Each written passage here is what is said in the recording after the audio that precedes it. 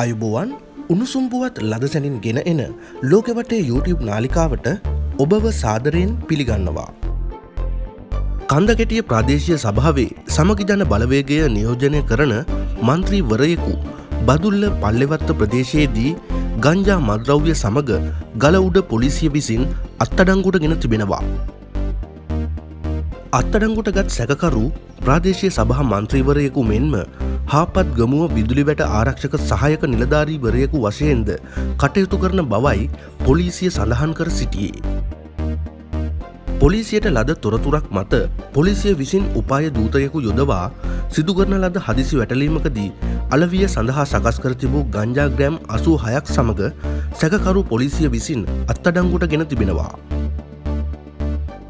මේ අතර පළාත් පාලන ආයතනවල මෙවර අයවැය සම්මත කිරීමේදී ජාතික ජනබල වේගයට සහයෝගය ලබා දුන් ශ්‍රී ලංකා නිදහස් පක්ෂයේ මන්ත්‍රීවරුන් සම්බන්ධයෙන් දැඩි විනය පියවර ගැනීමට නියමිත බව එම පක්ෂය නිවේදනයක් නිකුත් කරමින් පවසා තිබෙනවා. පක්ෂයේ තීරණයට පටහැනිව ක්‍රියා කළ මෙම සභිකයින්ට එරෙහිව දැනටමත් පියවරගෙන ඇති බවද එම නිවේදනයේ වැඩිදුරටත් සඳහන් වනවා. ඒ අනුව ජාතික ජන බලවේගයට පක්ෂව ඡන්දය ලබා දුන් සභිකයින්ගේ පක්ෂ සමාජිකත්වය తాවකාලිකව අත්හිටුවීමට ශ්‍රී ලංකා නිදහස් පක්ෂය පියවරගෙන තිබෙනවා. මෙම සභිකයින්ගෙන් දැනටමත් නිදහසට කරුණු විමසා ඇති බවත් ඔවුන්ට එරෙහිව ඉදිරියේදී දැඩි විනය පියවර ගැනීමට නියමිත බවත් එම පක්ෂය වැඩිදුරටත් සඳහන් කර තිබෙනවා.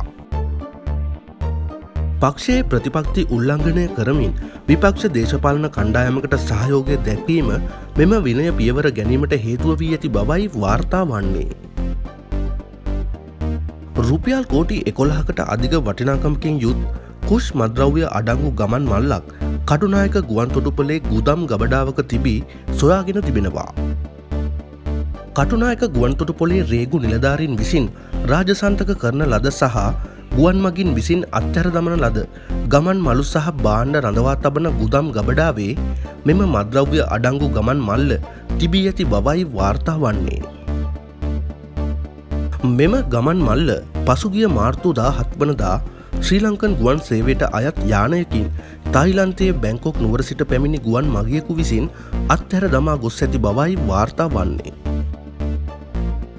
පොලිතින් ඇසුරුම් තුළ සඟවා සකස් කර තිබූ මෙම ගමන් මල්ලෙහි කිලෝ 11කට වැඩි කුෂ්මද්‍රව්‍ය තොගයක් පවතින බවට දැනට සිදු කරන ලද විමර්ශනවලින් අනාවරණය වී තිබෙනවා.